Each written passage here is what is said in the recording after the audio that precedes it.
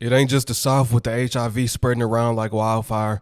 It's made it to the Midwest again. We know Michigan, but it been on the map. Chicago on the map now. Chicago up. They up in the score in Chicago. Dirk Ben said up the score, but I don't think he meant the HIV score. It's up now. It's up. It's up there. It's stuck there. That's the saying these YNs say. Hopefully the rates don't get stuck there. We need them to come down. But as of now, they high. So you telling me 15,000 people is positive for having HIV in the fucking city? Not 1,500. Not 15 people. 15,000 motherfuckers is positive for having HIV, bro. I don't know if this shit true. You know, motherfuckers be chasing it on Facebook and all that, but please let me know if this shit ain't true.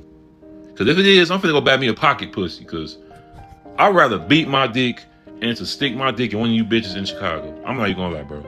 Because 15 fucking bro, that's damn near the whole fucking city, bro. That shit probably west, north, south, east, like ain't no fucking telling. Buddy said he finna buy him a what? It's getting wicked out here. Y'all notice every time it's 15 to 20,000 in the city. It's never lower than 15. As always, these are the numbers that are being reported. It's even higher than that for real. Y'all gotta know that. Chicago, y'all up. It's y'all turn now. HIV going around. Let me know if these numbers accurate. Every time people be like, no, that's not true. It's lower than that. I be thinking it's higher than that. Everybody not going getting checked. They walking around with it not knowing they got it. Now, this is another headline that we are following for you tonight. After decades of declining HIV rates, infections in Chicago are rising yet again. Now, this is another headline that we are following for you tonight. After decades of declining HIV rates, infections in Chicago are rising yet again. The number of cases have been creeping up since 2020, according to a Sun-Times investigation examining city data. But city health officials say the increase is happening mostly among Hispanic Chicagoans, even as Hold on, look. They said the number's been up since 2020. This on the news now. We can't. The news be lying too. But if the news putting it out there, then it's probably a little bit of truth to it. I think my theory is correct. I think this confirmed it now. I said during the pandemic, everybody was sleeping around with everybody. And I mean, and the people that was in the dating culture, hookup culture that were sleeping around were the ones that wasn't quarantining. We don't care about no quarantining, right? We all know about COVID. We know the truth. We know the lies. But the people that was linking up and just reckless, it all was popping off 2020. Now the numbers coming out after the pandemic. They always skip a couple years. The numbers coming out now due to that reckless behavior during the pandemic. That's all I'm saying. But they saying it's mostly Hispanics. It's for other racial groups continue to drop. Here to break all of this down and explain this trend is Dr. Andrew Crone from Howard Brown Health. Thank you so much for taking time out for us tonight. Hello. Well, let's talk about this. The Sun-Times article says that in 2024, there were 818 new HIV cases and nearly half were among Latinos. Why is it that the Latino Chicagoan population is being impacted more than any other groups? Yeah, so I think Elvia Malagon did a really nice job highlighting some of the problems that that particular population is facing in the city. And it's in combination of a lack of resources in prevention and also connecting people with treatment, and also the migrant population coming into the city. So we're getting people here in Chicago who have never maybe been tested for HIV before and are learning for the first time that they're HIV positive. And some of those patients may have a very poor understanding of like what HIV actually is. Another thing is making sure that the patients in the Latino population here in Chicago have access to prevention resources, particularly HIV PrEP or pre-exposure prophylaxis medicine. It comes in pills and long-acting shots. And when people are taking this medicine consistently, their risk of getting HIV through sex is dramatically decreased. Nothing's perfect. It's pretty darn close though. These people coming in don't even know what HIV is. They think you can just hit any and everything. They think you can just hit any and everything walking with no repercussions. HIV, what's that? They're blind to the fact. All right, that's what's going on. But getting the word out that that medication is available to patients and also that there's a way they can get it affordably poses multiple challenges. One of the things that was I was quoted for in the article is that we we see these patients come in, especially people who are undocumented in the city of Chicago, who want access to these resources, but now more than ever are scared to come in and get them for fear that there might be some kind of retaliation against them, or they might be exposing themselves to some kind of risk of having to leave the United States. You know, Doctor, I know you mentioned access there. Howard Brown definitely has been on the forefront of making sure that people have access. Can you talk about what you're doing there to maybe help with these trends and bring those numbers down?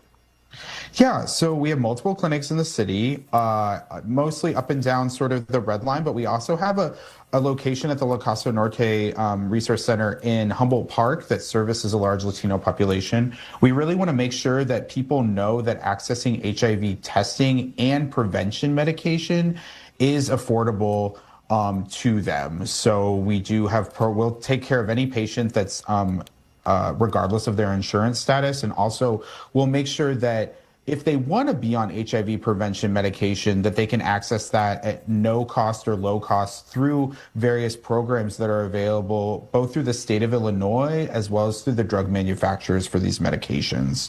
And also we have community testing in various places in the city, like we also have Brown Elephant testing, where if a patient is interested in PrEP, Brown Elephant is our consignment shop.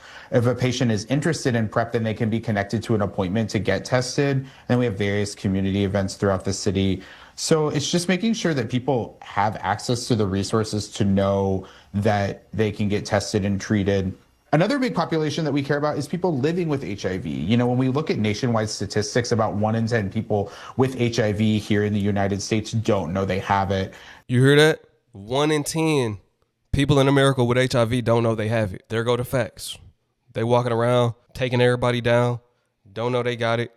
So they're not intentionally infecting people. They infecting people without even knowing they got it because they never went and got tested, didn't care to get tested, or haven't went recently after being exposed to it. Making sure that people get tested and connected to treatment. Because if someone living with HIV is taking their medicine, they can live a healthy life that is, you know, largely free of problems or disease. And also, if someone living with HIV is taking their medicine appropriately, they can't pass HIV on to someone else. So we really need to look into how we can connect our Latino Chicagoans into a system where the people living with HIV get taken care of so they prevent spread, as well as people without HIV know the access to resources so they can protect themselves from the infection and get routine testing beyond that. Because some populations are always going to be at risk based off their behaviors and habits, and that's not necessarily a bad thing. There's no value judgment on how we live our lives, but Man, that is a bad thing, and we definitely judging that. Take care of your body, man. Don't sleep with anybody, man. Talking about we not going to judge that. No, we judging that. We righteous judges out here, my guy. Y'all might not judge it, you and your kind, but over here we are. Well, I tell you, you're not supposed to judge people getting your scriptures. That's taken out of context. Getting your scriptures, man. There's no debating that. Need to make sure that those people have access to protection from the negative outcomes of that. Very well said. I want to go back to something that we just mentioned there, Doctor. You talked about the undocumented population, but this uptick really started in 2020. Was there anything else happening during that time period that would have led to more cases? Yeah, I mean, COVID really is something that we'll see the reverberating effects from in healthcare for a long time. Huge disruption in access to people who normally would seek it pretty readily. When suddenly going out of the house or going to a healthcare center poses this whole additional risk, then that's not something that you're going to do. I mean, people who were previously taking HIV PrEP medication stopped taking it at that time. People weren't coming in for routine testing, and then getting people back on board with those habits is something that, you know, we're still trying to focus on. So that's really the main thing there. But also, you know, with the way. All right, yep. So that confirmed it right there. Boy, I be on point. I knew it. I knew it was some type of connection. He just said it. He said everything I've been thinking. I've been saying this for a month or two straight now, trying to figure it out. Like, I think there's some type of connection. Yes, sir, it is. Migration and habits changed in terms of people getting connected to HIV care. So that's been a long time building.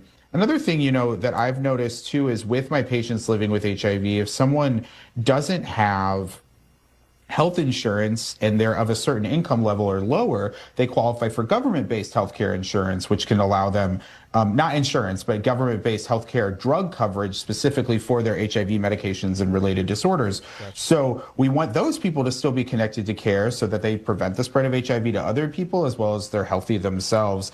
Anecdotally, I had a Latino patient who's undocumented who, once we connected, he was diagnosed last year. I was there in clinic. We did a rapid test. He found out that day. We started him on medicine that day.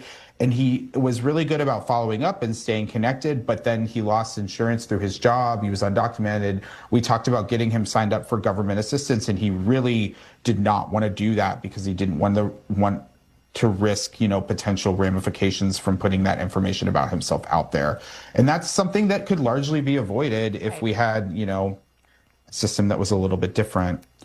Another thing I want to bring up. Oh, go ahead. Go ahead. Doctor, we're running out of time here. I wanted you to give folks that may be watching the website if they want to learn more about Howard Brown.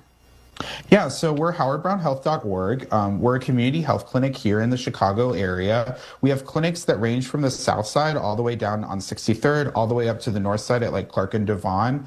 And we have one clinic in Humboldt Park. You do not, we're an LGBTQ focused health center. That's our mission. But that is not the only population of people we take care of.